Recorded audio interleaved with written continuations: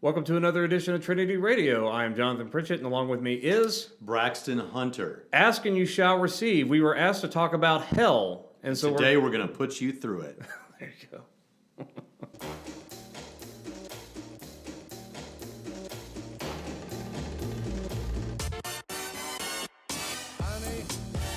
Welcome to Trinity Radio with Dr. Braxton Hunter and Professor Jonathan Pritchett. We're forgiven, we're shown mercy and grace, and our punishments probably aren't as harsh as they should be, even within this lifespan. Do skeptics bring objections to the case? Of course they do. What's going on with you today? They just don't like it. They don't like it that God is just and He has every right as creator to do what He wills. God is the best explanation for the beginning of the universe. Of now y'all having to look at our faces, which for that I apologize.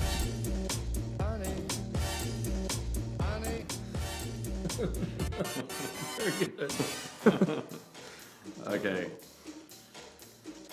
So, it seems like everyone else on the Trinity Commission is talking about inclusivism and what can be termed the universal witness and general revelation and who gets to be saved, who gets to go to heaven and all of that. So, we talked briefly before the show about whether we should do that same thing, and then we decided, no, let's go the complete other direction and talk about hell. But that's not entirely because we wanted to talk about this. This is there's been at least 10 times that someone has requested that we talk about hell on the show. Mm-hmm. So Dr. Pritchett actually said the other day, why don't we just do this? And I said, no, we're not doing it. And then today I was like, I don't have any better ideas, so let's do it. After all, I do teach a class on this at Trinity College of the Bible and Theological Seminary, and I noticed that one of our listeners, can't remember the name, Heidi, somebody, said, maybe it was Heidi, somebody that was a female listener said, you ought to do this. I want to know more about hell. You ought to do this. What I should have said to her was, okay, well, you're a student. Just take the nature of hell class as an elective, right? Which is what all of you ought to do. Yeah, you can audit it for $35 and so forth. And it's actually a very popular course. Every time it comes around, it gets a ton of students in there because everyone's curious about hell. And, of course, you go over the various... Well, first you start with a kind of a historical overview and development, and then all the way to its influence in pop culture, and then you kind of go into the major perspectives on hell, and you try to be as unbiased as possible when you present those views. Which is precisely what I'm going to try to do in this episode. So I'll tell you what, let me just go ahead and let the cat out of the bag right here. Yeah. For decades now, I have... preached what is called, we'll talk about this more, but we'll talk about the traditionalist view, or what is also referred to as the eternal conscious torment view. Now, since there are a lot of people that listen to this show who are a part of the traditional Baptist movement, those people are called traditionalists, but so are people who believe in the eternal conscious torment traditional view of hell, at least traditional. Yeah, it depends on the topic who gets called traditionalist, because... And the same criticism. Right. Well, liberals are calling conservatives on, interpreting the Bible as saying no to homosexuality. They call them traditionalists for believing the Bible. Right. But in this context, you're a traditionalist if you affirm the eternal conscious torment view, which... interesting, right now there's the Rethinking Hell conference was just last weekend at the time we're shooting this video, and our friend Nick Quint presented a paper there, and they didn't... Oh, I didn't know that. Yeah, and they didn't provide any video, so anyone who might be interested in that... I so wanted to see the video. Yeah, they're behind the times. They don't stream their videos at their conference like every major conference, so get with it, fellas. If you want us to care, show us your stuff. If you don't know what that's about, we'll talk about what Rethinking Hell is and what their position is and all that sort of thing. But my debate opponents from Remodeling Basement Ministries condemned that view and said if you believe it, you're going to hell. Right, you are going to hell to suffer for all eternity if you're... And one thing that is a theme of this program that I want you to understand is there are obviously certain things that you have to believe if we're to consider you in any sense Christian. So we're not like being so open-minded that our brains fall out, but at the same time, I want you to understand something. Wrongness does not necessarily equal lostness in every case. Right. If the guys at Rethinking Hell and gals are wrong about the nature of hell, it doesn't mean that they're lost, all right? Just like those guys at remodeling the basement ministry, just like they, I think they are horribly wrong and may not even consider you and I brothers in Christ. No, they definitely don't consider me. They made that clear. I still think they're probably brothers in Christ, you know? Yeah, I do too, because I think terrible people can be Christians. Right. And a lot of some of the worst people I've ever met are Christians. Well, you know, I just recently read The Brothers Karamazov by Fyodor Dostoevsky. You know what people said about him? They're like, he was a Christian, but he was like the worst one we've ever met. Right. Like, that was what they thought about him. You know, and of course, being philosophically minded and so forth, I like to, when I think of hell, I like to agree with Sartre and think, you know, it's other people. Hell is other people. By the way, I could give some popular quotes on hell. You know what Mark Twain said? He said, go to heaven for the climate, hell for the company. Yeah. John Milton, Paradise Lost, he said, better to reign in hell than serve in heaven. Actually, I think that's one of the characters that ends up after the rebellion in heaven, they get sent to hell. Anyway, John Paul Sartre, hell is other people. What's some good ones here? Bonnie Raitt has a quote on hell. I've met Bonnie Raitt, by the way. Here's what she says: religion is for people who are scared to go to hell. Spirituality is for people who have already been there. Ugh.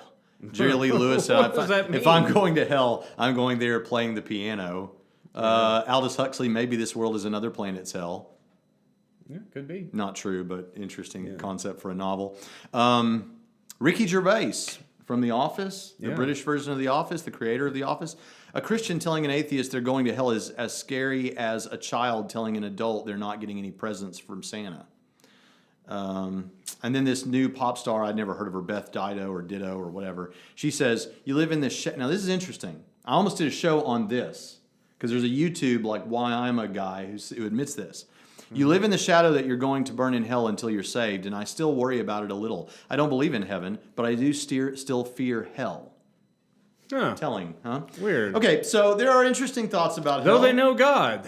I think it worthwhile. I mean, Romans 1 all over the place. Right, yeah. There's an indication of that there. Right. But so really what we're here to do is I would love to just teach the whole class. I'm looking at my PowerPoint here from my class on hell. I'd love to teach the whole class here, but you wouldn't want that. Let's just do the next... I don't know, 20 videos. We'll just talk about, we'll become the hell show. It wouldn't take 20, but it would take, well, yeah, with us both talking, it might take 20. Okay. No, we're going to wrap this thing up in one. But now what I want to do is we're going to talk about basically three views held by evangelicals here. Yeah. And one thing I want to say right from the jump is people, like I just saw like a Southern Baptist Theological Seminary trained scholar say recently on Facebook that pluralism and inclusivism, not that that's what we're really talking about here, were the same thing. No. So, I mean, it's like... Come on. It's like people need to understand terminology. And so what I know you're not going to say the person's name, but... you know who it is, too. They should own if they're going to type it in public, own it. But what we're going to do here is I want to make a couple of things clear.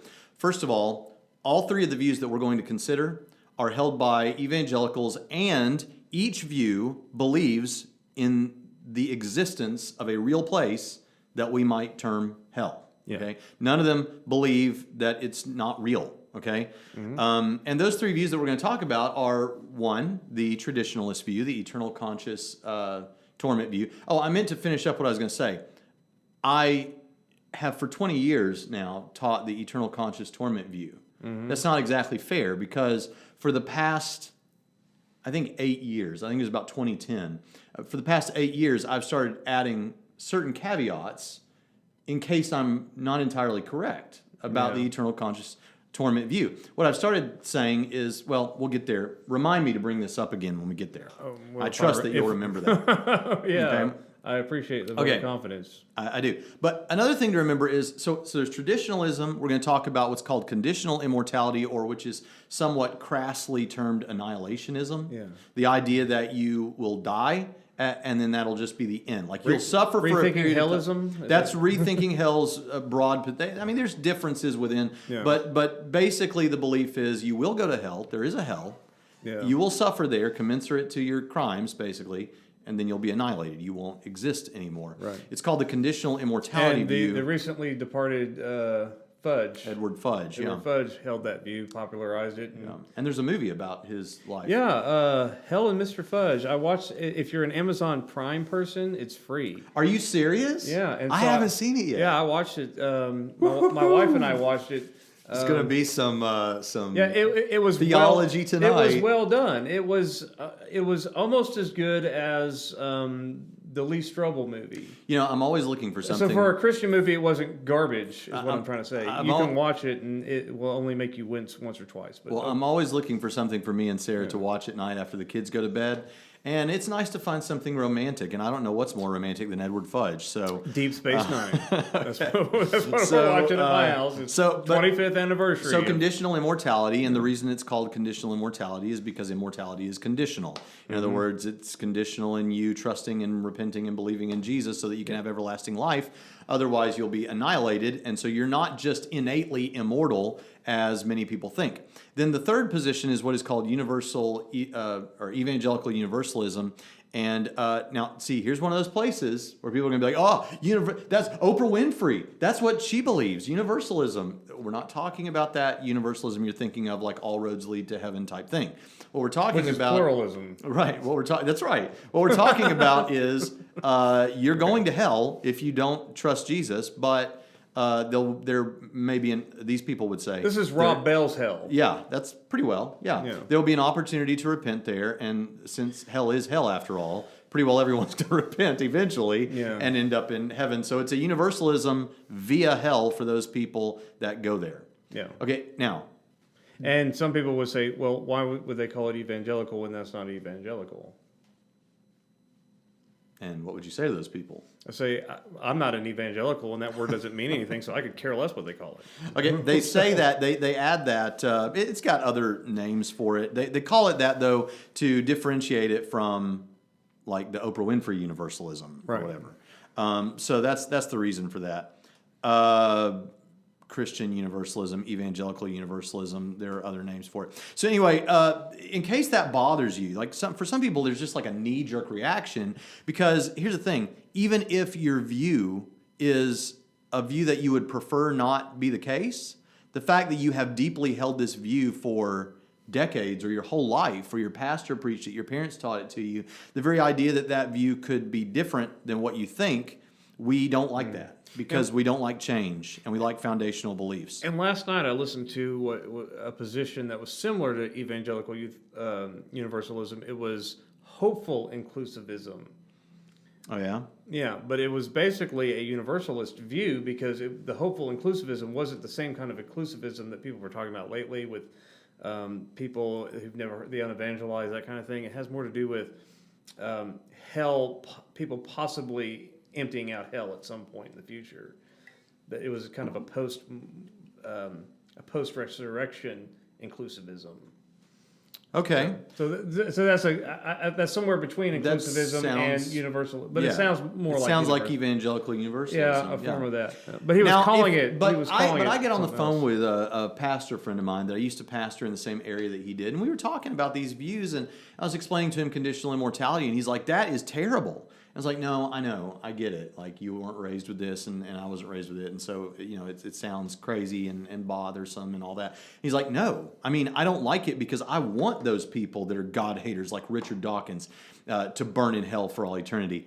Now, I want them to repent and believe the gospel. Yeah, if you're that person, I don't know what to say to you. Yeah. Those sound like the people from Rebaptizing America or whatever it was that you debated. But remodeling basement ministries. Okay, all right. But the thing about it is, I think a lot of people would have sympathies with what J.I. Packer had to say about this. Mm-hmm. J.I. Packer said, "No evangelical, I think, need hesitate to admit that in his heart of hearts, he would like universalism to be true. Who can take pleasure in the thought of people being eternally lost? If you want to see folk damned, there is something wrong with you." Well, I mean, it kind of sounds like Yahweh when he says, "I take no pleasure in the death of the wicked," except for your preacher friend who takes all kinds of pleasure in the death of the wicked. Okay, not quite Yahweh, but that's fine. When I teach this class, I typically, before I get into those views, I go through all of the kind of apologetic theodicies for hell. Yeah. I'm not going to do that here. And the reason is because I've done it before, and maybe even this season. I think I gave one answer that has to do with justice and the cat and the man and killing a cat and killing a man and then or sinning against a cat. And we even covered a little bit of that in the crazy guy video. Yeah, so I'm not going to go over that again. Just go back and listen to our back catalog. There are all of our back catalog. Listen to everything. There are a couple on other, YouTube and share it with your friends. Yes, please do. Oh, that's a good thing for me to mention now. Now, we are going to continue here in just a minute. Please don't turn us off or skip ahead. But we just have launched a Patreon account. Mm-hmm. Patreon is a way for you to give on a monthly basis to Trinity. Now, Trinity Radio. See, if you missed our Facebook Live video about this, Trinity Radio can't necessarily be supported by Trinity College of the Bible and Theological Seminary because even though Trinity's doing okay, Trinity Seminary is doing okay, theological institutions are having trouble across the board, and we need those funds for something else. You have an option to give as little as $5 or as much as you want. Yes. If you give $5, I want you to think about this. You enjoy a nice Starbucks or whatever it is you buy for $5 that you enjoy in almost every other day, and you don't even think that much about it, like it's not a big deal to you. So if you get an hour's worth or even 30 minutes worth of pleasure out of Trinity Radio, just pray about spending at least as much on us as you do on a cup of coffee. Right, if you're a disgruntled Southern Baptist who doesn't like how they're spending the CP money, which is all I read about in Southern Baptists, we'll take it. Yeah, so I'll leave that commercial there, and we'll move on from that. But what was I talking about then? So when I teach this class, typically I do these theodicy type things. How is God just in light of hell? However you understand hell, and I go through because you're wicked sinners, and He, they just don't like it. They just don't like it. Right, here we go again. Yeah. But look, God's just, and we're wicked people who deserve it. So So the answers I give in there are I give the answer that I give about God's justice and He's a maximally just God. Yeah. So all that. Now, but then there are other views. There are other answers. I do want to say this though. Mm-hmm. This has nothing. I do want to criticize a preacher's line here though. Because people can say, you deserve hell, and I hope you go there. That's not what I'm saying. But the other side is I hear preachers say, well, we shouldn't be amazed that anybody goes to it shouldn't surprise us that anyone goes to hell, but it should very much surprise us that God would save anyone, right? Have you heard people say that? I have heard that. And yes. my response to that is, no, it shouldn't. If you know who God is, it shouldn't be surprising that God saves people. Yes. Just like it shouldn't be surprising that God damns people. Right. Neither should be surprising. And the reason is because... So stop talking like that. He's maximally loving and merciful. He's also maximally just. Right. So if you plug that into the equation, you get... it's just like on the last episode. If you plug in maximal love and maximal justice, guess what? You get both of those things. That's right. So you shouldn't be surprised if you understand Christianity. So don't say that anymore. So the justice thing, that's one thing. Yeah. Another answer people give is the hell's not that bad answer. Is that the traditional torment crowd is divided into two camps. No, it's not that. Oh. I know what you're talking about. Yeah. This is like the Ted Turner answer. Ted Turner famously said that he would rather go to hell than heaven since that is where all the most interesting people would be anyway. Now, the belief is that hell will not be a place. The thing is, if you think that, if you want to say, well, hell's not that bad, that's where all the best people are going to be. I'd rather go to hell. It tells me one of two things is true or both. Either you don't know what the Bible says about hell or you don't believe it. Or both of those things. Or you don't love God enough. You don't understand God is, eternity with Christ or eternity with your favorite celebrity. What is your problem? Right. That's not even a contest. Shut up, Ted Turner. Right. I want to be in heaven because Jesus is there. Yeah. But I don't mind also saying, I also want to be there because my dad is there. Amen. That's touching. I'm just saying, and that doesn't take away from how much, because Jesus is there, my dad can be there too. Yeah. So it's all about Jesus. Do you find, now this takes us afield a little bit, but you brought up something I want to add. For those that don't know, Dr. Pritchett's father passed away several years ago. I think that I will be this way. Do you find that the afterlife is more real to you now that someone you love like that and know that well and had such a relationship with is there? It's more important to me. It's always as a worldview dependent belief. If you believe this, you get heaven too. The afterlife, is it more real? It's more. I don't know if more real, but it's more pressing. It's more on my mind. Especially, I'm getting older too, so I'm thinking about it more. It's more pertinent to my life. Yeah. But after my father died, it's more it's more the longing for it than I had. Like there's a little more looking forward to it than being afraid of it.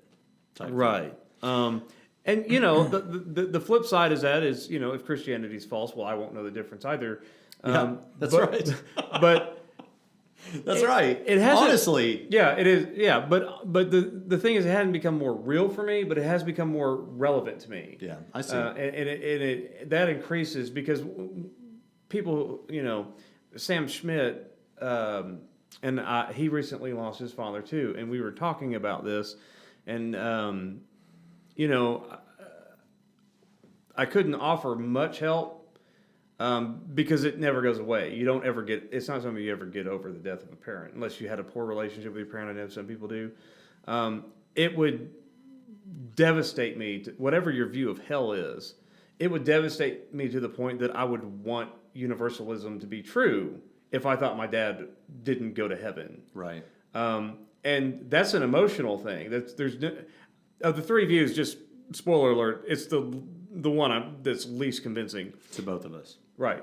But emotionally, it's the most satisfying. Right. And I don't think that's... I get it when people do that because, we're not Spocks. So I understand the impulse to find any biblical tether they can to this view, especially if you have a lot of loved ones who won't end up in heaven. Right. And you just want God to, some chance, some hopeful, like this guy was talking, some hopeful inclusivist universalism or something you want. So I get it. And that's why I'm not disrespectful to views like this, even though I don't agree with it at all. Right. I understand. You agree with J.I. Packer.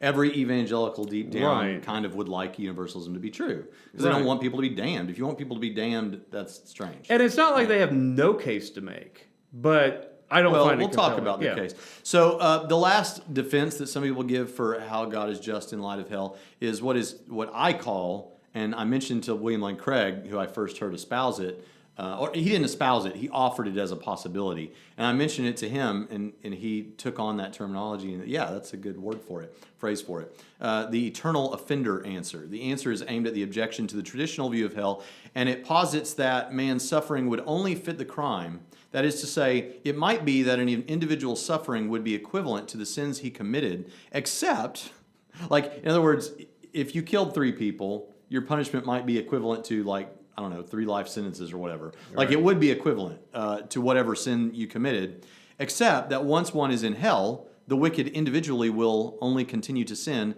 in that with every passing moment they will hate God all the more. Yeah, in other words, they continually... They compound their damnation. Right, compound their damnation. It's almost like getting in a fight every day in prison and prolonging your sentence, Right. I don't personally find that one satisfying, but it's an option on the table that some people have given.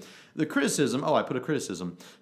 The problem with this answer is that it has no or very little biblical data to recommend it, and God would have known this upon sending the individual to hell. Thus, the sentencing would have been eternal suffering anyway, right? Right. So anyway, but I don't have a problem. See, this is the thing. For people who are into biblical studies, exegetes, we're not always. To us, a lot of theology is speculative. Okay, sure. We look at a lot of systematic theology stuff and say, "Yeah, you're making that up," but But I understand why. You have to stack your inferences. Well, and I do think that that's an okay inference to make about why somebody will be perpetually damned and compounding their damnation. Does that make with certain things? Yes, I think that's a valid inference. I understand the criticism. For me, you can't attach a Bible verse to it. Doesn't mean it's false. Which to me is a non-star. And I'm sorry, I don't agree with Jerry Wall's purgatory view, right? Mm-hmm. But my argument against it doesn't begin with, well, that's not in the Bible. Could care less. Most facts about reality People that believe in purgatory think it's in the Bible and Yeah. in Maccabees. Right, but I mean, most true things are not in the Bible. You're a certain height and weight, right? There's two facts about you. There's 7 billion people. There's 14 billion facts and truth Those aren't in about the reality that are not in the Bible. So that's not the main criticism. Does it work against things that you can find in Scripture? That's the problem I have with Jerry Wall's purgatory. Yeah. But So- I'm not afraid of it. I mean, it doesn't bother. Believe Right. what you want, Jerry. I love you, man. So- I don't confine you to The point you're making is the flames for there- that. You know, it's no big with deal. certain things in the Bible, we would like more information than what we have. And so if we're going to do systematic theology on angelology or what hell is like or things like that, it's almost like we've got this pattern and we have this point here and this point here and this point back here that we do get from the Bible. And if we're going to make sense of these points, we have to lay some sort of a grid on top of it to try and make sense of and it. inductively reason from the text. And so the that's negative fine. space is made up of our speculations, right? Or inferences or whatever. So And we all do it, and it's fine. I just wanted to point out that some objections don't really register. with hell, Craig is, and he's not the only one, is saying, okay, we know God's maximally loving and merciful. We know that from his perspective, the eternal conscious suffering view is true. So how do we make sense of that? So he's laying a pattern on top of it. This would make sense of it. Okay, anyway, so getting into the meat of this now, first what we need to do is talk about the 4 words that the Bible uses that are translated as hell in some or all translations. Okay? Yeah, and this is part of the problem with our dialogue. Yeah, okay. For instance, one of the problems is in the New Testament alone, there are 3, but we're going to talk about 2 words specifically that are translated hell that the New Testament authors, including the voice of Jesus, actually used different words on purpose. Gehenna But yet the and King James Bible decided it's all hell. it's all hell. Okay. All right. So the 4 words are Sheol. This is the Hebrew word Sheol. It is mentioned numerous times in the Old Testament and is regularly translated as hell by the King James translators. Sheol actually refers to death or the grave and is understood to be the place where both the righteous and the unrighteous go after death. Okay. So you see Sheol in the Old Testament. Maybe it's talking about hell in a couple of places, but more often than not, it's talking about the grave. It's talking about the place of the dead, and it's a catch-all phrase for righteous and unrighteous people. Okay? The Greek Septuagint translates Sheol into Hades, including when New Testament authors are quoting Old Testament Sheol passages. Okay? So Sheol, death, the grave. Right? Got that? Okay. And Hades. The Greek word Hades appears 11 times in the New Testament and is usually a translation of Sheol. Jesus uses it only 3 times. Neither Hades nor Sheol are referring to the ultimate punishment of unbelievers after the judgment. Neither Hades nor Sheol are referring to the ultimate punishment of unbelievers after the judgment. That's important, and we'll come back to that, okay? Revelation 20:14 even refers to Hades being cast into the lake of fire. Thus, it is not the same place as what we typically mean when we say hell, right? Yes. Because it's going to be cast into the lake of fire. Okay. Which some people think is analogous to the Gehenna usage that we'll get to in a minute. Right. Tartarus. The Greek word Tartarus is from the word Tartaru and is only used once in the New Testament. That usage is in 2 Peter 2:4, which says, "For if God did not spare the angels when they sinned, but cast them into hell," Tartarus, "and committed them to pits of darkness reserved for judgment." Tartarus is frequently, though, found in Jewish apocalyptic literature, where it refers to a place even lower than hell, where the wicked are punished, according to John Walvoord. So, Tartarus seems to be a holding place for the demonic. At least that's the best guess from what Peter says, because he says that it committed to pits of darkness reserved for judgment. Okay, only one time in the New Testament. Okay, so this brings us to now the word in the New Testament that probably is what you think of when you refer to hell most of the time, and that word is Gehenna. The Greek word Gehenna from the Hebrew Gehinnom refers literally to a valley, the valley of the sons of Hinnom, to Jerusalem's west and south. Figuratively, it refers to a place of judgment. Yes, and Google images of it. It's kind of nice. I'll put one up on the screen for the YouTube viewers. Yeah. I've actually been there. This is a real place. Right. I don't think a lot of people know this. When Jesus uses the word Gehenna And He's the one referring time to that James- place, right? He's referring to That a actual. And this is the word that's translated hell that may actually be a reference to actual hell, but the word that he uses. There's no question he's using imagery. He's using Gehenna as an image for hell, and it's a lovely city park. I was there just a few months ago. I mean, they've got little picnic tables and park benches, and all they need is a big sign sitting there that says "Welcome to Hell." Right. Because it's beautiful. Like there's college students throwing frisbee and doing that new thing where you tie the thing and you walk on the thing, and it's just kids playing, dogs barking. It's a beautiful place, hell, this time of year. It hasn't always been that way. I don't have this in the PowerPoint presentation, so I'll just tell you. But when Jesus used the word Gehenna to refer to people that are going to be judged, he is referring to everyone standing around would have known what he was talking about. He was referencing a place that in Israel's past, this had been a place where waste had been burned, including human waste and animal carcasses and occasionally human carcasses, a place where the smoke is there all the time, when you're burning this trash. They didn't have proper waste disposal systems. And more telling, it is also the place where the apostate Jews in the Old Testament would begin worshiping the false god of Molech and causing their children to pass through the fire, which means child sacrifice. Mm-hmm. And because they couldn't handle the screams of these children, they would enlist drummers to march around Molech, beating the drums to drown out the sounds of the screaming children, which of course wouldn't drown out the sounds of the screaming children. It would just serve to make the whole thing that much more terrifying. Everyone standing there listening to Jesus, when he said Gehenna, they were thinking of all these things. Right. And that is a fitting image for Jesus to use for the judgment, and people that are not going to be granted everlasting life, right? So Gehenna is as a place of judgment. It is only used by Jesus, and only in the Synoptics. It is used 12 times in the New Testament. Once by James in James 3:6, but it doesn't really tell us anything. James just says, "Tongue is set aflame with the fire of Gehenna," and then 11 times it's used by Jesus. He's probably echoing Jesus there too. Yeah, like he does throughout the whole book of James. So yeah, he takes that vocabulary and we said that it's used 11 times by Jesus, but you count the parallels. You get 4 times, right? And I'll share those with you in the Sermon on the Mount in Matthew 5:22 and 29 and 30. Then the second place is in warning the disciples not to fear men in Matthew 10:28 and Luke 12:4 and following. Mm-hmm. The third time is in the discourse on relationships in Matthew 18:9 and then Mark 9:43, 45, and 47. And then the fourth time is in his denunciation of the scribes and Pharisees in Matthew 23:15 and 33. Yes. 2 fun facts. When preachers say Jesus talked more about hell than anybody, that's true. He talked about it 4 times as opposed to referencing it once. And, and another fun fact, you know how many times Paul mentioned hell? 0. Yes. Now he talked about judgment. He talked about eternal destruction, things like that, but he didn't talk about hell.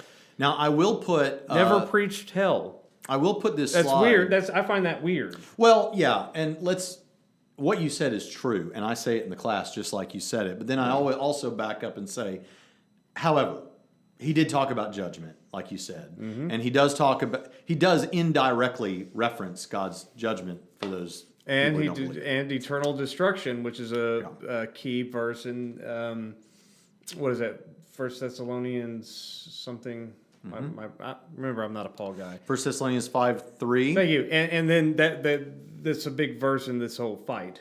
Yeah. Also, 2 Thessalonians 1:9, everlasting destruction from the presence of the Lord. Right. In fact, I have this PowerPoint. I don't know if you've ever seen this slide, but I have it in a really small font. However, I have, and I'll put it on the screen, I have one slide that contains on one PowerPoint slide everything in the New Testament that could possibly be referring to hell. Okay? That could even possibly be referring to hell. And it all fits on one PowerPoint slide in font size, let's see, 9. Okay? So 9's small, but 25 passages is what I have here. Okay? That's interesting, okay? Because we do talk about all the time, hell is just all the time everywhere in the Bible. Not necessarily. Why are you looking at me like that? Are you just enjoying the show as a listener? I'm actually. I was looking at your PowerPoint before you switched the screen there. Yeah. And just fascinated that you can read that. See, I I had to come to grips with the fact that I'm old, and I Yeah. had to buy spectacles so that I could continue reading because I won't wear contacts because contacts are things that will stab you in the eyeball. So I think you're going to say no. Should I read this? No. Okay. But it's going to be on the screen, and you can go get the YouTube video and pause it and look at it. And if you audit the course, you can download the PowerPoint. That's true. So $35 to listen to him talk about hell for several hours. I make it fun. We talk about movies. I make hell fun. For example, did you know that according to There's the an ad for it. Yes, There's a plug. the only seminary that makes hell fun. Did you know that the IMDb, the Internet Movie Database, has says there's 111 movies that picture hell. Almost all of them picture it in unbiblical ways. Yeah. Right. My favorite would be Bill and Ted's Bogus Journey. It has a horrible picture of hell. Right. Okay. So the views on hell.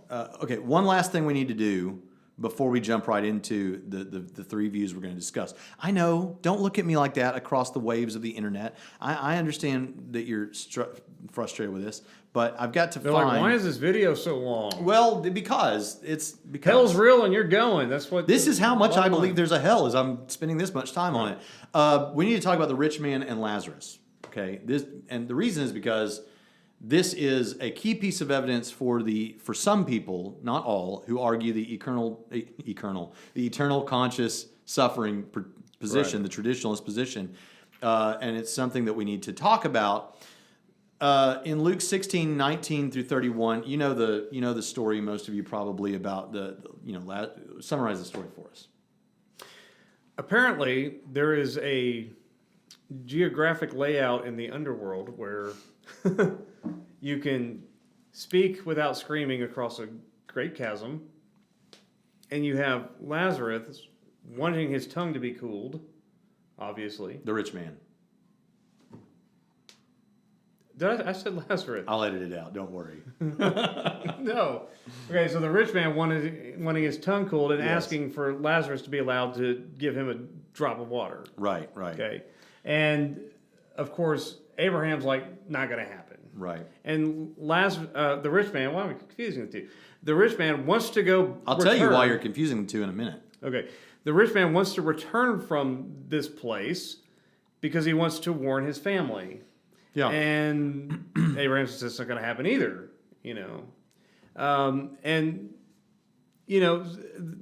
there's a question as to whether this is a parable or not. There's a question, is this giving us the geography of the afterlife or not? Mm-hmm. All sorts of weird questions about this story here. Yeah, this passage is thought often to provide data about the nature of hell. But this is a place where it is important to understand the distinction between Hades and Gehenna. Let's just assume for a second that this picture is a literal picture of what happens to people after they die. It's still not hell. It's still not hell. Still not hell. Because if you die today, before the judgment, you die today, your body's going to go out here in the ground somewhere, and your spirit is going to go somewhere, right? Right. Okay, but that is obviously a different existence, no matter what you think about it, to after the judgment when body and soul will be cast into hell, right? Gehenna. So you've got these two different things completely. This is why the New Testament authors use two different words, right? So this is still not hell. This is, even if you wanted to, you can't say this is what hell is going to be like with certainty because it's Hades. This is Hades. This is not hell. And this gets thrown into hell. Right. This gets thrown into the lake of fire. Right. Hades gets thrown into the lake of fire. So it's interesting because which is probably imagery. Okay, but go ahead. Well, and there's theologians and biblical exegetes debate everything. Because they're going to debate. I'm saying Hades being thrown into the lake of fire. That's not debated. That's part of the text. Yeah. But that is imagery. Mm-hmm. And some people would say, well, the lake of fire corresponds to what Jesus meant by Gehenna. Mm-hmm. But the text doesn't give you that. That's an inference. Mm-hmm. You're reading something Jesus said 4 times into something that John writes. Maybe. Or maybe it is the same. Maybe Hades is being emptied out into Gehenna. And Gehenna is like Hades and perhaps worse, a lake of fire, right? Right. I mean, there's really no textual connection Right. between what John talks about, the lake of fire. it requires some of that pattern. Right, building, you've got to put it all together.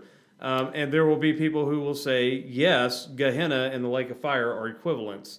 And there will be others who say, no. Now, here's the big thing, because I think when people first, because whatever your position is, you want to take these positions seriously and look at them. And I think when most people come to the Rich Man and Lazarus, they're like, right there it is. I mean, right. What Number one, more do you want? It's a true you know? story because in no other parable Does he is use used a names? real name. Yeah. And then even though Lazarus is a very common name.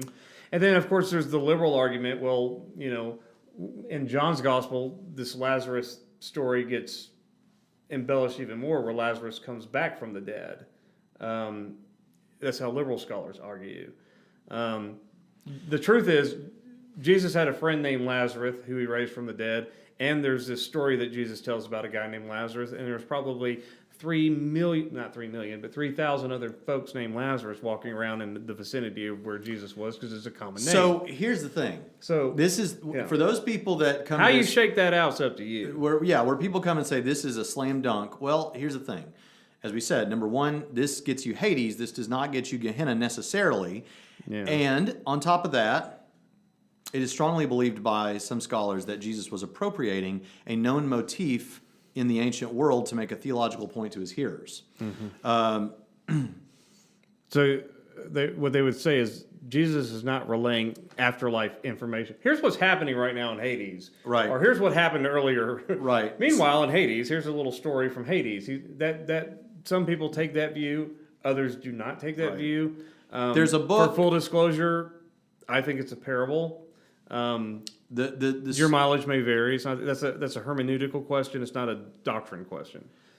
And Steve Gregg, another member of the Trinity Commission, in his book, All You Want to Know About Hell, he didn't like that title, but the publishers wanted him to go with it, 3 Christian Views of God, he says, for example, references to the dead being carried by angels to Abraham's bosom and to the dead communicating among themselves and being able to see across the gulf between paradise and the place of flames are all found in the Talmud, okay? So that's one thing to mention. Also, James McKnight says, it must be acknowledged that our Lord's descriptions in this parable, he thinks it's a parable, are not drawn from the writings of the Old Testament, but have a remarkable affinity in the descriptions which the Grecian poets have given. They, as well as our Lord, represent the abodes of the blessed as lying contiguous to the region of the damned and separated only by a great impassable river or deep gulf in such sort that the ghosts could talk to one another from the opposite banks. The parable says the souls of wicked men are tormented in flames. The Grecian mythologists tell us they lie in Phlegathon, the river.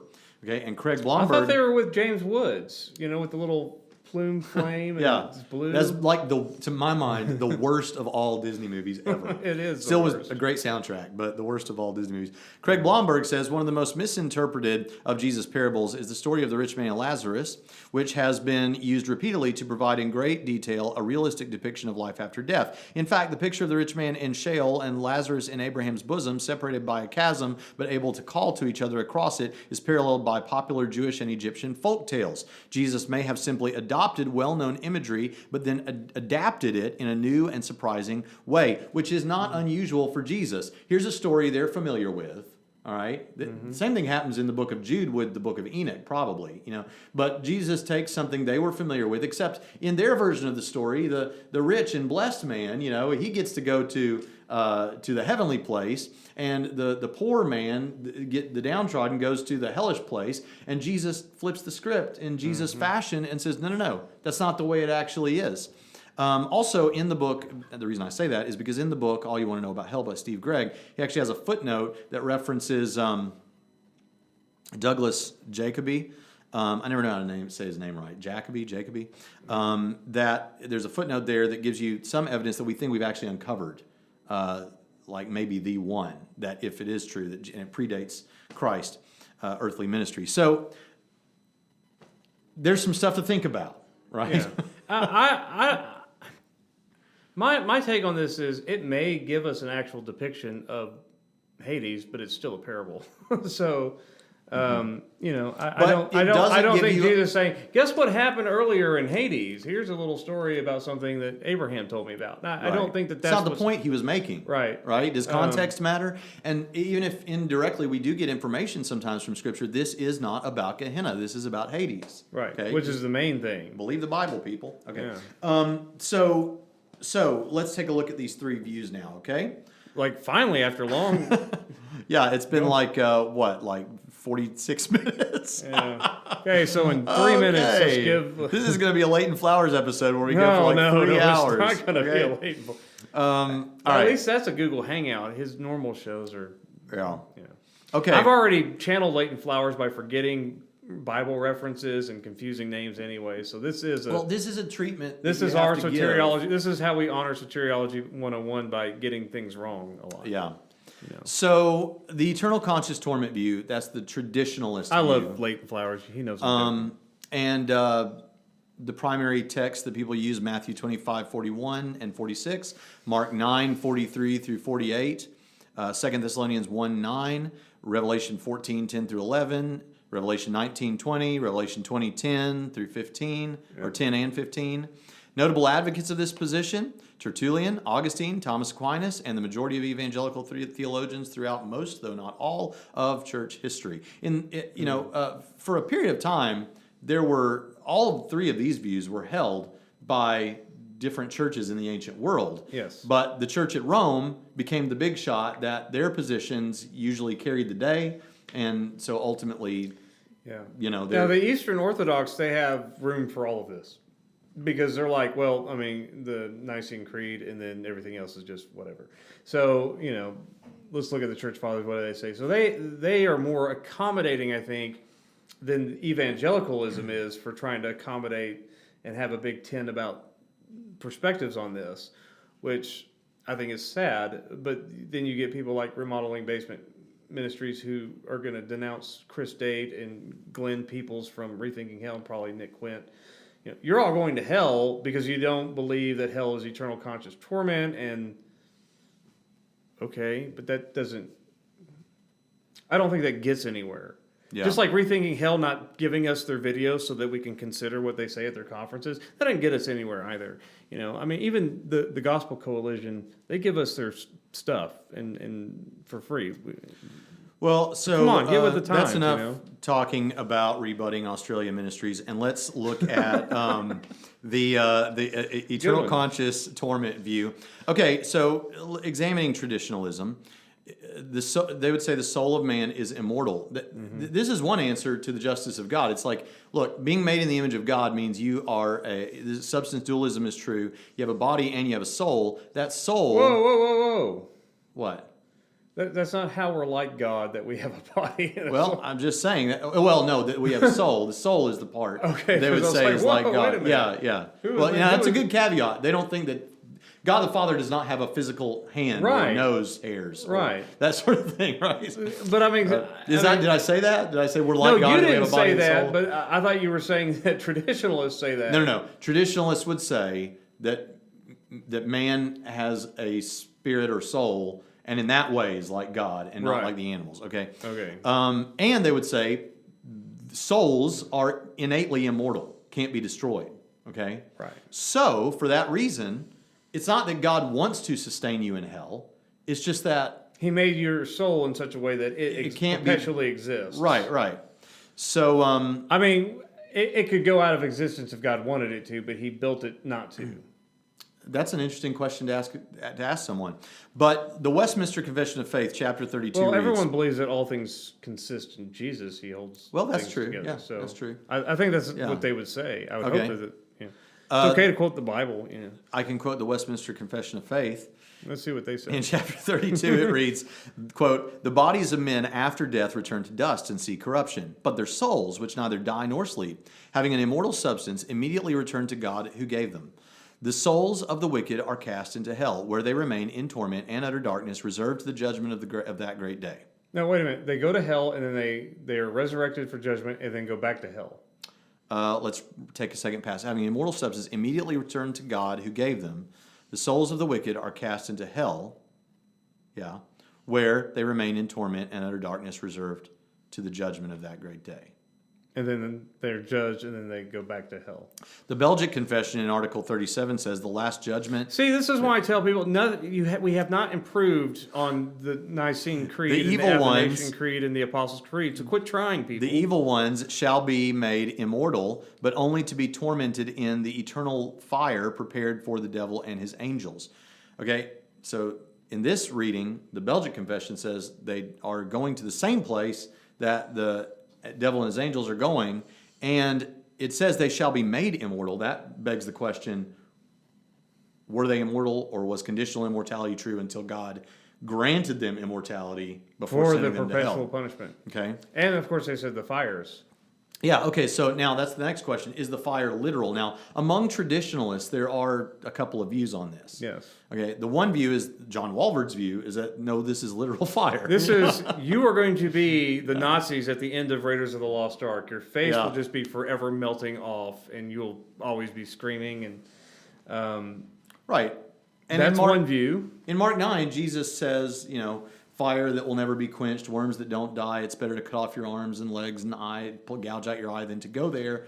That But whole that's thing. about worms and fires, though. That's not necessarily Okay. about the people. Okay. That's what I'm just Okay. playing devil's advocate You're here. jumping ahead, but yeah, Right. yeah, okay. But John Walvoord, a modern theologian who continues to hold the view of literal fire, says, the question is naturally raised as to whether the fire of eternal punishment is literal. However, the frequent mention of fire in connection with eternal punishment supports the conclusion that this is what the scriptures mean. Okay?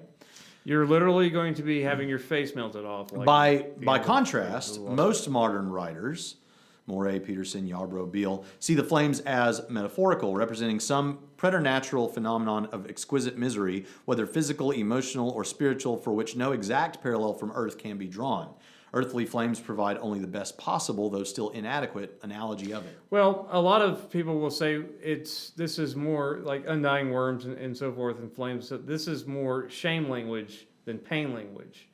And so there's also other things like outer darkness, and phrases like that they'll say what this is really trying to convey is, mental and emotional anguish and torment, not necessarily physical pain. Sure. It's more. So they would grant that the shame. fire is imagery and the smoke Yes. and everything is imagery. Yes. But that the duration It's still, and the place it's still is it's eternal and it's conscious and it's torment. Yeah. But it's more emotional and mental torment than it is physical pain. It kind of makes you think of the Great Divorce, Right. where Lewis is in a place. Well, at I think they go a first- little bit worse than that, but Well, it's like nothing is satisfying. Everybody hates each other. Yeah. This kind of a place, and they would say worse, obviously, yeah, because the presence of God is somehow not there. right, Right. and that's where even though if you're in Hades, the Old Testament says God's presence is there, but I mean, they talk about this idea of separation, right? Mm-hmm. You're separated from the blessedness of the presence Right. of God. And often it's pointed out that, look, and I've pointed this out many times, is like, look, even people on earth right now don't know what that's like because Right. they still have this presence of God and all that sort of thing. Yeah. And What about, are you going to be sad? Well, for me though, it's kind of I get it just from my studies that the people who want to take the more understanding it as shame based makes more sense in the New Testament context Yeah. than this idea of you're just sad because you're not around God. This current evangelical separation language. The shame is that too, but it's understood more contextually, and I get that. But there's still got to be a part of, is that just trying to soft pedal the torture chamber Right. interpretation? And here's the question, though, that traditionalists, you said that if you thought your dad was lost and that eternal conscious suffering is certainly true, that would be horrible for you in heaven to be thinking about that. Yeah. Well, Augustine comes to your rescue. Augustine said, the unjust will burn to some extent so that all the just in the Lord may look upon the judgments or the punishments which they have evaded, in order that they may realize the more that they are richer in divine grace unto eternity. The more openly they see those evils are punished unto eternity, which they have overcome by his help. So Augustine says, actually, you're going to be glad to look on this punishment and know that you didn't experience it. Right. But most will answer by interpreting Revelation 7:17, for the Lamb in the center of the throne will be their shepherd and will guide them to springs of water of life. God will wipe away every tear from their eyes. And Revelation 21:4, which says, and he will wipe away every tear from their eyes. And there will no longer be any death. There will no longer be any mourning or crying or pain. The first things have passed away. A lot of people interpret those to mean that God will remove the memory of those who are in hell, because how could he wipe away every tear from your eye if you're thinking about your father burning in hell? It changed your perspective in light of God's holiness more than you would be forgetful. Is how I would answer that. Well, it's another possible speculative grid. It's not. Yeah, I don't believe that you become. Some people believe that you become omniscient in heaven. Other people believe that you'll become forgetful, so that you're not saddened by the loss of family members and loved ones in hell. I believe neither one of those extremes. I think that you'll just be so overcome with the joy of God that you won't be reflective in sadness on those things, and you'll have full understanding of. You'll be at peace with it. Yeah, the just punishment that they received, because in light of Christ and in light of the glory of God, you will be at peace with it, and you'll understand, yes, if my father had ended up there, I'd be like, okay, that's what he had coming. In light of the glory of God, that's appropriate. And you would come to that kind of understanding of it. That's how I would answer that question. Okay. Though it may seem as though the punishment doesn't fit the crime, in other words, Hitler's going there, but so is the little lady who didn't really hurt anybody, lived a pretty peaceable life, but she just never became a Christian. Though it seems as though the punishment doesn't fit the crime, eternal conscious suffering is deserved because you sinned against an everlastingly maximally right. great Shedd just really God. Makes this argument better than anyone do. William G.T. Shedd makes this argument that, offending an infinite being requires an infinite punishment. Now, there's a caveat to that some people will make that I think is quite right about, you'll get paid back that which you've done in the body. Mm-hmm. And so I do understand people who say there will be various degrees of torment. Some people's hell, their flames will be less hot if you go that route, or their mental anguish will be less severe as others if you go that route, or some combination of the two. I mean, at this point, I want to say that for eternal conscious torment, just understanding how that rhetoric works in the ancient Mediterranean world, the everlasting torture chamber view is the least likely way to go with eternal conscious torment. Because I believe that it would be best to understand that in shame language. Or John Walford is right, and he's like, yeah, or it says that because that's what it is, right? Yeah, I don't. But he's a theologian. He's not an exegete. I'm just saying exegetically when I look at this language and look at it's honor shame language, right? And we'll get to this later. But it just casts back to Old Testament. The everlasting torture chamber is not the same thing as eternal conscious torment. But it also casts back to Old Testament fire and smoke language that Jesus is citing, referencing. Yeah, which was a shameful event in Israel's history. So and it even in the Old Testament is people are going to walk past and be like, there was Israel, great people of God, and all that. So I find least compelling the eternal conscious torture view. Fine then, okay. A God of justice must dispense justice, okay. That's another reason that however you interpret this eternal conscious suffering, and it may bother you emotionally, but you know what? And you would agree with this, that if that's true, then this is what happens when you not only plug in he's a God of love, but he's also a God of justice, right? A God of justice must dispense justice, right? Yeah. All right. I just don't see the idea of a torture chamber being. No, I know. I was trying to just move us along off that point. Okay. But if you believe that, it's totally fine. That's for me of the eternal conscious torment view. Talking about the shame language, I go that route. On that perspective, I'm not convinced. But if you are convinced that it's an everlasting torture chamber, then that should motivate you to go do evangelism. I completely understand. I respect that point of view because you look at the biblical language and that's what you think from it, and that's fine. I'm not compelled by the well, it's you're just separated from God, and it's eternal that by itself, without any sort of explanation, Well, it doesn't match falls flat. the historical context. Right, that falls flat for me. Okay. Besides the material covered in the terminology section that we talked about, the 4 words that are talked about with hell, there are some other passages. Daniel 12:2. Now, this is interesting because it's an Old Testament passage. Daniel 12:2 says, quote, "And many of those who sleep in the dust of the earth shall awake, some to everlasting life, some to shame and everlasting contempt." Okay. Right. Matthew 12. And the question there in the debate is, are they held that Right. way? Are they experiencing? Right. The conditional immortality people, which we'll talk about that later, but they would say the contempt is everlasting and the sentence is still everlasting. Yeah. In other words, if you put a man to death in the physical world right now, if you put a man to death, that punishment is everlasting. He won't come back. Right? That's Right. He's everlastingly and punished. so that's one of those verses that.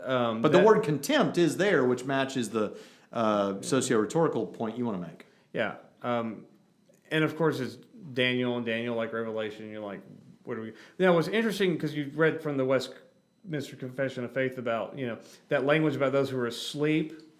That seems to.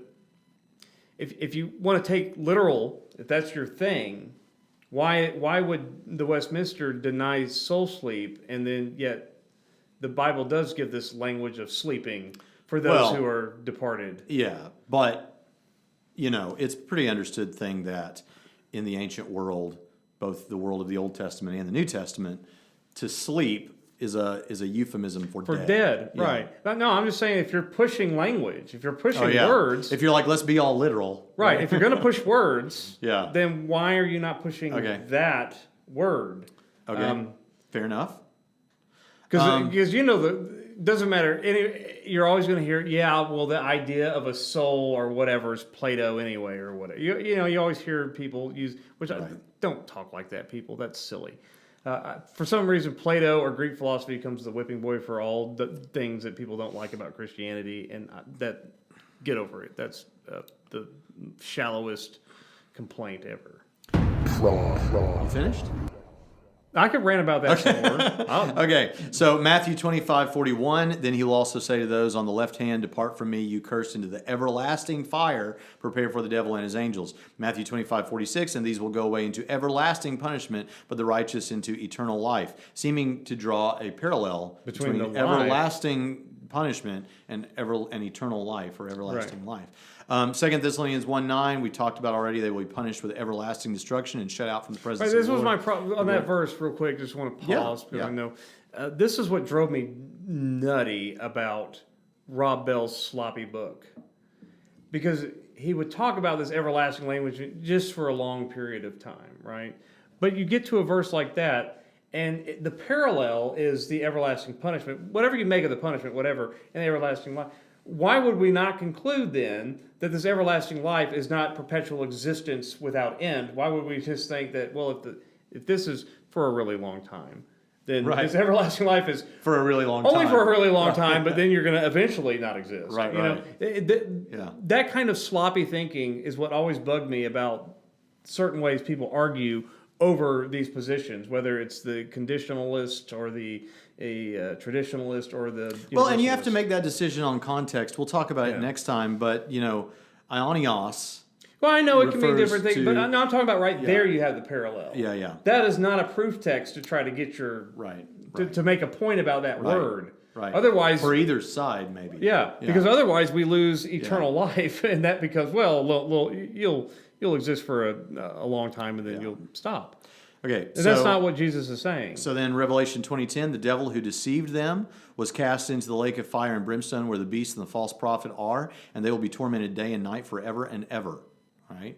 Revelation 20:14 through 15, then death and Hades were cast into the lake of fire. This is the second death, and anyone not found written in the book of life was cast into the lake of fire. Okay? Now, so, real quickly, and then we're going to close out this episode, and this is going to be a two-part episode. We'll talk about conditional. So all that stuff where I say we're going to get it done in one shot out the window. Yeah, and on top of that, the stuff that people probably really wanted to hear about is next week. But let's talk about the benefits of the traditional view, because we want to look at all these things, the pros and cons. the benefits of the traditional view, it does take a straightforward approach to the text. I'm ready for you to go off about that. Depends on your... I mean, yes. Overall... When you read Mark chapter 9, and he's talking about fire that never ends, right. and smoke that rises forever, Yes. and you better cut off an arm not to go there. Well, the again... traditional view allows you to yeah. be like, means what it says. Yeah. Right? But that means what it says either for the traditional view that holds to Right. the shame language versus torture chamber. But Right, so I agree with that. However you interpret those passages, and under the traditional view, I would lean. It may more not toward- allow you to flatly read like that some other texts, Right. But it does, Well, it's straightforward no matter how you exegete and understand Right. whether you think those are metaphors or literal flames. Or, It also presents the most forceful view of judgment, if that's a positive thing, because we're going to say God is maximally. I think that's a positive If thing. we're looking at God as the maximally loving Yeah. being, and then we want to say he's maximally just too, well, you don't get more maximal justice than this. Yes, right?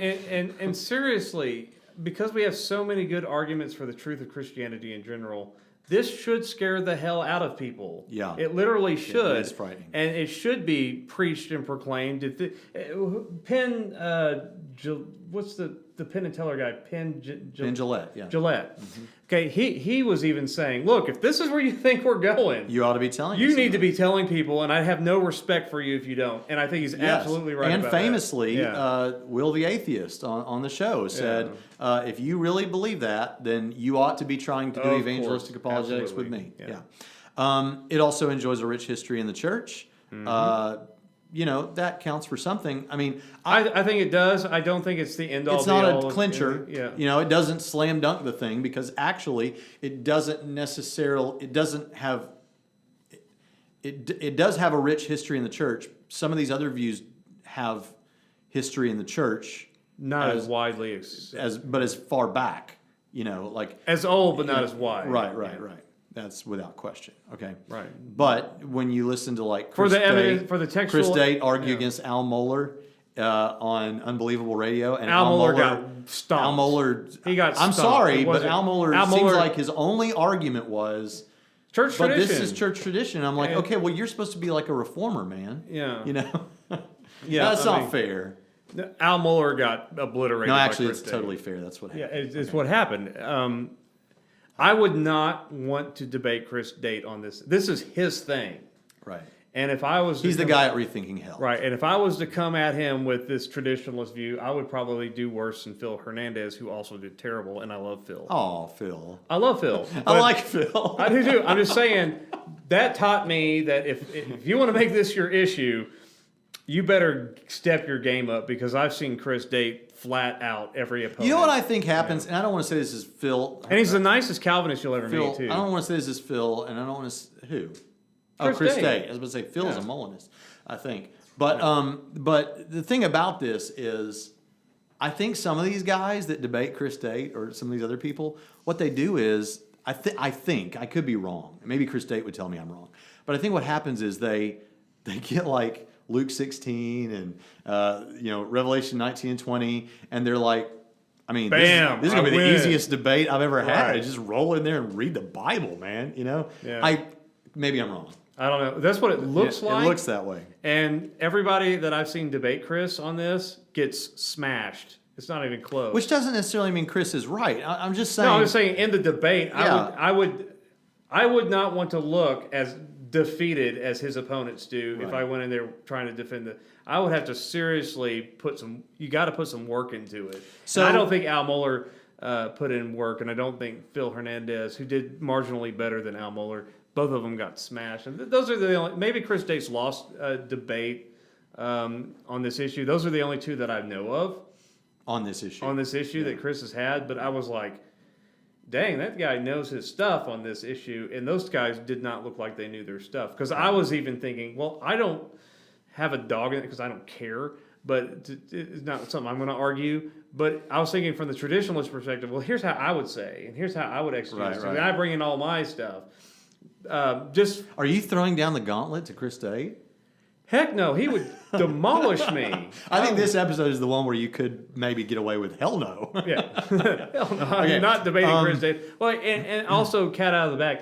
This is one of those things that I'm totally agnostic on. I am torn between the traditional view understood in eternal conscious torment as shame and contempt and torment. But that's torture. still the traditionalist But that's view. still the traditionalist view. I am 50-50. I am a undecided fence sitter at this point between that and conditional immortality. I understand, according to Remodeling Basement Ministries, that I could, just for being on the fence, go to hell for all eternity. And whatever. That's where I'm at. I am literally undecided, because you cannot just dismiss the traditionalist view and its historical pedigree, but you cannot dismiss the exegetical case from the conditional immortality view. And so I could go either way. I'm not going to hell, so it doesn't matter to me. But as far as just as academically considering both positions, I am literally on the fence. So again, that's enough talking about the regurgitating Augustine ministries, and let's talk about. Let's close this down. Man, that's like, what was your other one? Something about Australia? I don't know, but reforming there's more to come. But here's brilliant. the thing. Here's the thing. We're gonna have to turn this into 2 episodes. Yes. Now, next week you'll hear how I think you can preach hell. As an agnostic like me. Well, responsibly, okay? And then we'll talk about the conditional immortality view, and we'll talk about the evangelical universalism view, Which is not compelling on the at next all. on the next episode. Okay, I think we're done with this circle of hell in this section. Yes. So make sure to, again, don't go anywhere. Okay. Please prayerfully consider the Patreon giving option. Yes. A cup of coffee, a cup, especially if you made it this far. No, we said we'd give away Neil. Well, if they give $100. First person to give $100 in the Patreon gets Neil. Yeah, but honestly, with the $5 giving, we'll put your name in the credits on upcoming shows. Yes. I don't remember what I said, but like with $10 giving, we'll give you a free ebook copy of my book, Core Facts. If you already have Core Facts, we'll give you another ebook. If you give $20 or more, we'll give you access to a little extra segment from Trinity Radio each month, in addition to all the other stuff. If you give $50 or more, we'll give you everything that we've already mentioned, and we'll give you, what did I say? A physical copy of a book or something like Trinity that. books. Trinity And then if you give $100 or more, not only if you're the first one, do you get Neil. Show him Neil. Grab Neil. And you'll get that. You'll get everything else that we mentioned. And I've about convinced my wife, Sarah, who The hat. has sold thousands of products on that she's made with her own hands, crocheted hats and stuff like that on Etsy, to make you a custom Trinity Radio hat that in your choice of color. All right, if you're a $100 a month supporter. So I'm confident she'll never have to do that. but you never know. You can volunteer your wife for things that'll never Somebody come said to me, like, well, I could give to some kid in Africa or something so he could eat. Why am I giving to you guys? Well, because here's why. First of all, you don't only have $5. You can also give to the kid in Africa. But on top of that, we're trying to answer theological questions so that people can preach more effectively and do theology more effectively.